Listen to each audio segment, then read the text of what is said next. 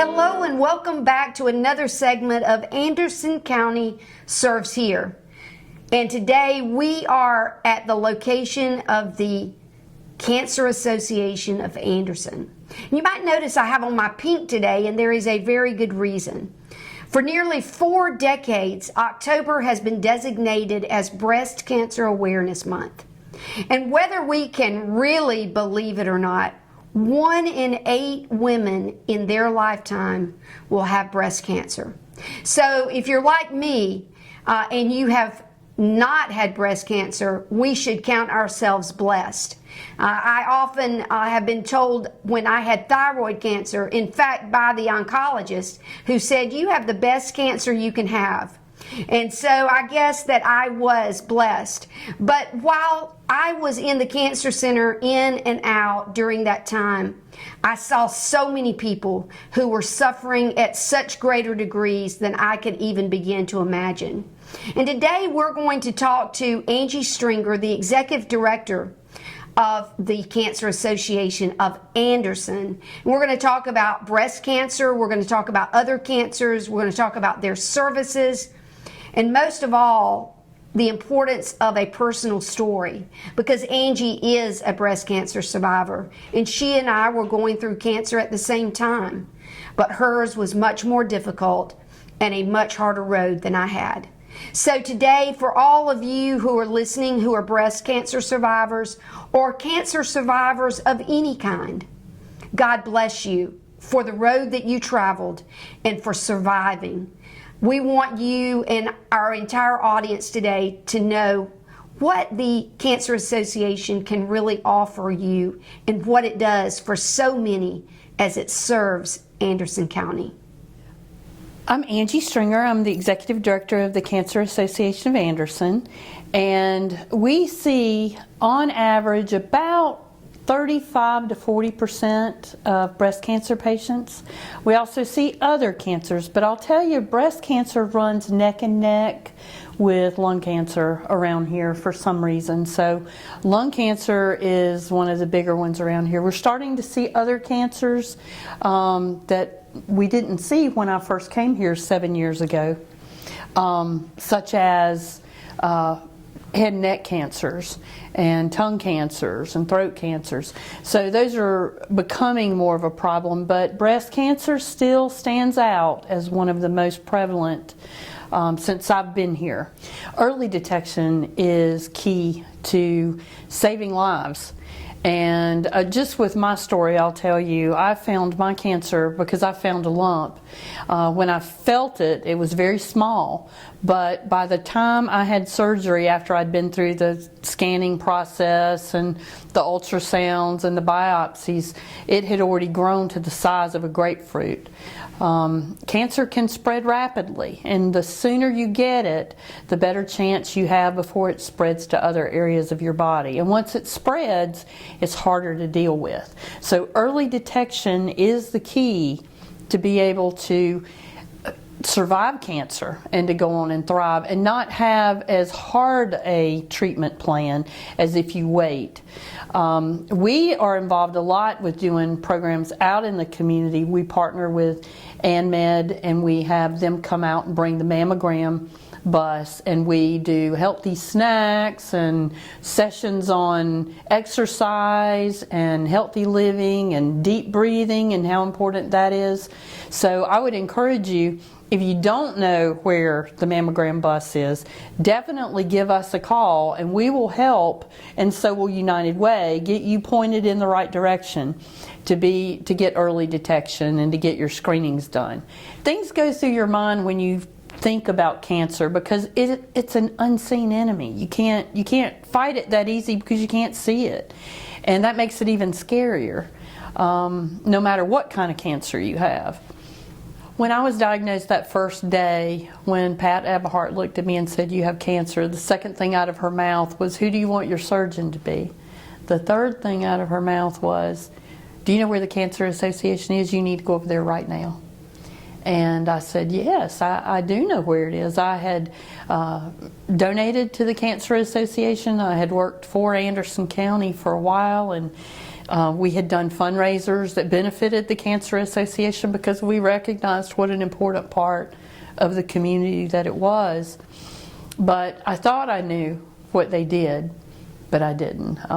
It's different when you're sitting across from the desk of somebody talking to you and comforting you.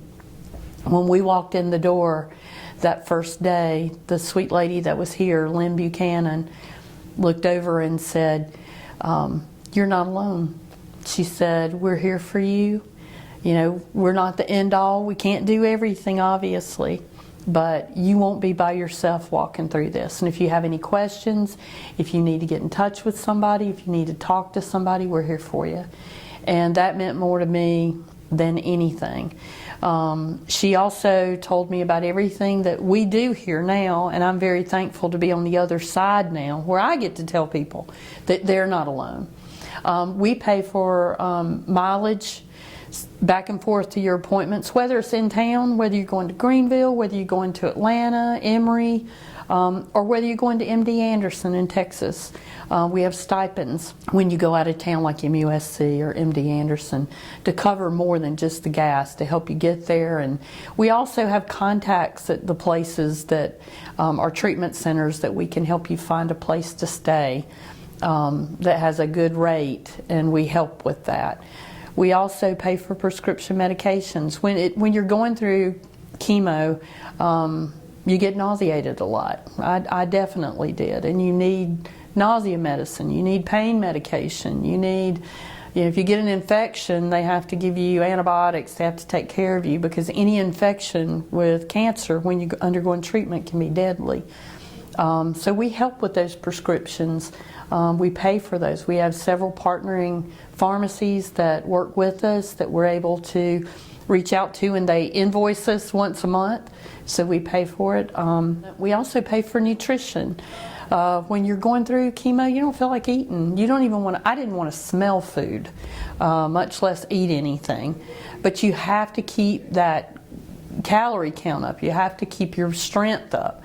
So having nutrition, something that you can just not have to chew, but you can get down and it's not hard to get down and doesn't have a lot of smell, is great. So we pay for nutrition too to help patients when they're going through it. We pay for medical equipment. I needed a shower chair. The Cancer Association got me a shower chair. When I would get in the shower, I would be too weak, and with the hot water, I'd pass out, which I had never done before. But you're weak. So I got a shower chair through the Cancer Association. Other people get walkers, wheelchairs, hospital beds, anything like that that's needed. We will help you find it, and we'll get it for you. We also pay for wigs and hats and scarves. Like I said, I did have a pretty head, but you know, sometimes you want it covered. And so when you're going out in public, it's nice to feel a little bit normal when you're going out in public. So we do have wigs of all kinds. We've got synthetic wigs. We also have real hair wigs. We have all kinds here, and we have people that will help you try them on. We have a couple of people in the community that help style them and help you get the look you want. We have hats. If you just sometimes don't want to wear a wig, but you're going out, you can grab a hat. I had a hat that had a ponytail that was fake on it, which was really kind of cool. So we have all kinds of things like that that you can use. We also have mastectomy bras, and we have the actual prosthesis here. And if we don't have the size you need, we'll get it.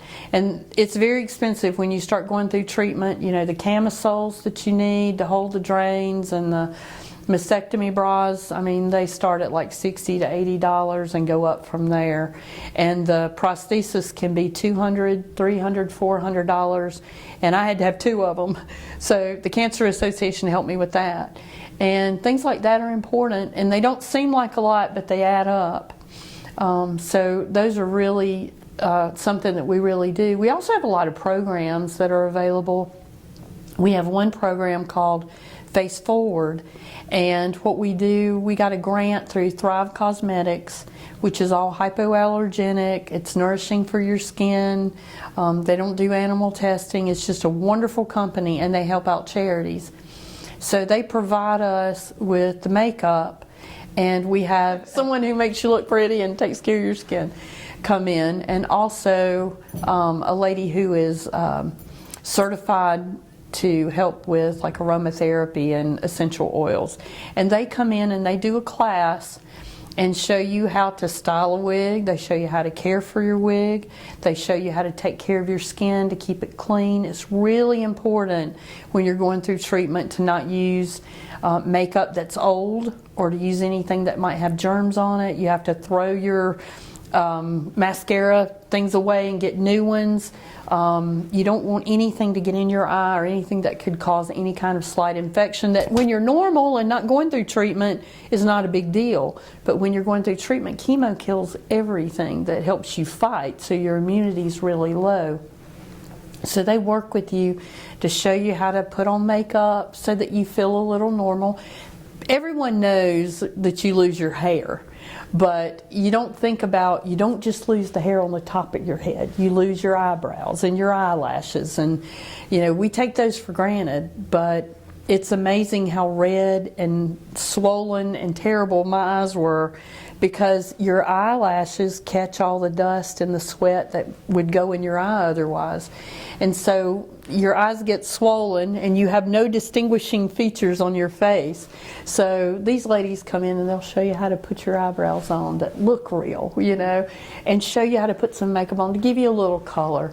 And it's a great program. There was another one that used to be in effect around here, but it went away, so we picked that up. I know what it did for me. It gave me just a feeling of being a little bit normal again, and that was important. And so that's one of the programs we do.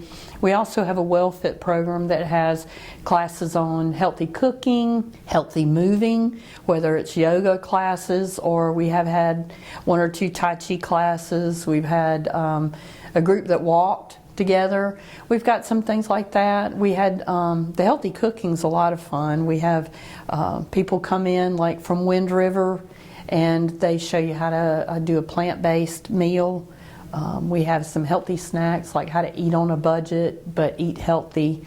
So there's some classes like that. We've also had some on how do you, once you're diagnosed, how do you fit under ADA?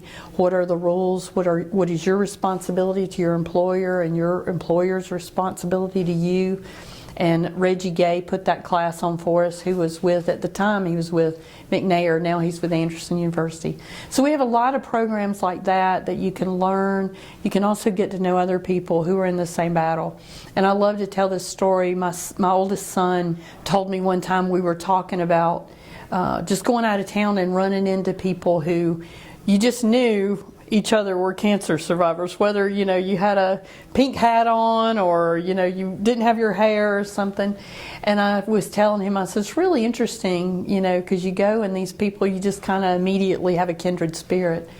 And he said, Mom, he said, you know, he and my other 2 sons were in the Army, and he said it's like battle buddies. He said we may have fought in a war, we may have been in combat in a different war, but you immediately have that kinship because you fought the same battle. It may not have been at the same time, it may not have been the same enemy, but you fought the same battle. And that's the way it is with cancer survivors. And I feel that way about the people who come in here. We're all one big sisterhood, brotherhood. It's a terrible initiation, but it is one fantastic group of people that we get to know one another, and we can minister to one another and support one another and hold one another up. And that's one of the reasons I love this place so much, and it means so much to me, and that's why I'm here. The Cancer Association is different from a lot of the larger organizations that you hear about.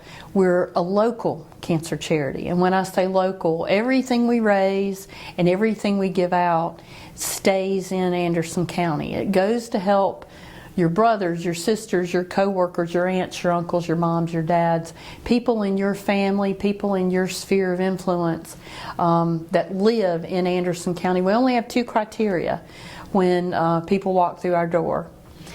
Do you live in Anderson County, and are you in treatment for cancer? And if you answer those two questions yes, we'll help you one way or another. And if we don't have the resources directly, we'll reach out to Carol Burdett at United Way, or Christy King Brock at AIM, or any of the other charities around here that are so great in this community. One of the things I like to tell everyone whenever I go out into the community to talk is all of our funding comes from events that we put on, comes from generous donors in our community, and grants that we write.